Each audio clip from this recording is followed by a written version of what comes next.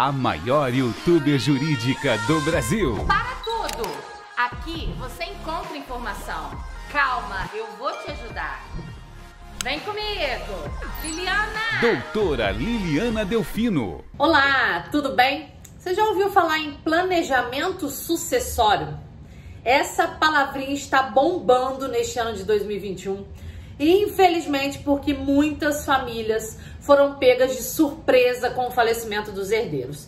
E aí você para pensar, o que eu posso fazer para evitar que quando eu não estiver aqui os meus herdeiros briguem? Ou para evitar que a partilha não seja igualitária, enfim.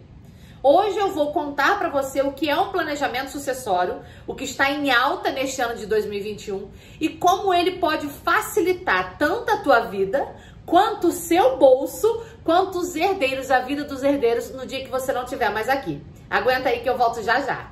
Bom, aquela frase que a gente já ouviu, que a única certeza que nós temos é da morte, no planejamento isso não existe. Porque o planejamento você pode ter certeza de que no dia que você não estiver mais aqui, o bem A ficou para fulano, o bem B para ciclano e assim por diante. O objetivo de um planejamento sucessório é literalmente dividir em vida sem dar a posse para o herdeiro daqueles bens. Então, se você já tem um filho que mora muito tempo numa casa X e você gostaria que quando você não estivesse mais aqui, ele herdasse aquela casa, você já pode deixar isso documentado.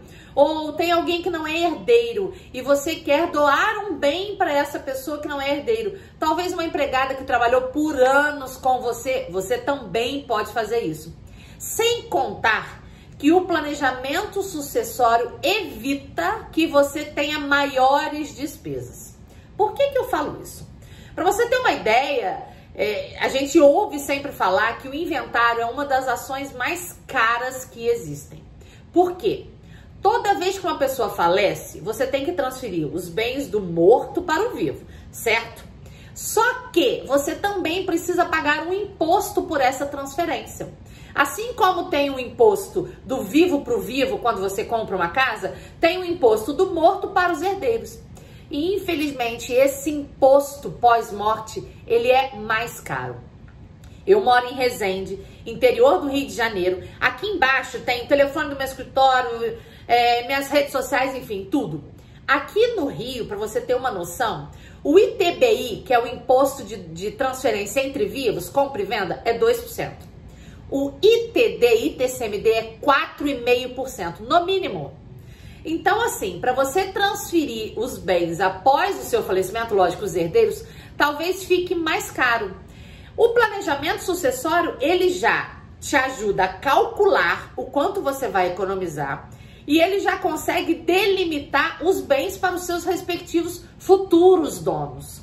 Lembrando que o ponto essencial que a gente precisa raciocinar é o seguinte: qual é a tua vontade? Quais são os seus herdeiros? O que vai ser mais vantajoso? O planejamento sucessório, ele te dá essa possibilidade de pensar, bom, eu quero dividir isso para aquele, isso para esse, eu fazendo a doação, eu vou pagar tanto, eu fazendo o testamento, eu vou pagar o outro valor, eu deixando em usufruto, eu vou pagar um terceiro valor. Então, o advogado que atua com essa área, o advogado que tem conhecimento na parte de sucessória, ele tem como te explicar, olha, você tem tantos bens, tantos herdeiros. Se você fizer isso, você vai gastar tanto, vai evitar aquilo. Se você fizer aquilo, você vai gastar tanto e vai talvez causar um problema X. Só para você ter uma noção, vamos começar falando do testamento. O testamento, bem facinho para você entender, é literalmente você escrever que eu tenho tal bem e eu quero que esse bem fique para fulano. No testamento você consegue deixar escrito que, olha, quando eu morrer, o apartamento à beira-mar vai ser da minha filha X. Porém, o testamento obriga o herdeiro a abrir inventário depois, a pagar imposto. Aí você vai me perguntar, então para que fazer testamento? Porque no testamento você consegue deixar os bens para os herdeiros específicos e ainda contemplar pessoas que não são herdeiras. uma neta, um sobrinho que você cria desde novinho, uma pessoa que você goste. Então o testamento é assim, é para você endereçar aquele bem para cada herdeiro que você escolher. Já a doação é quando você já doa aquele bem para determinada pessoa, tá? Porém, o aconselhado é que você faça a doação com reserva de usufruto. O que quer dizer isso? Olha, você só vai se tornar dono mesmo, ter a posse, o uso daquele bem o dia que eu não estiver mais aqui. Mas o imóvel está no seu nome. Enquanto eu estiver vivo, eu que vou administrar aquele imóvel. O dia que eu falecer, você que vai administrar, porque aquele imóvel vai passar a ser seu. A doação é possível, porém a doação tem algumas limitações.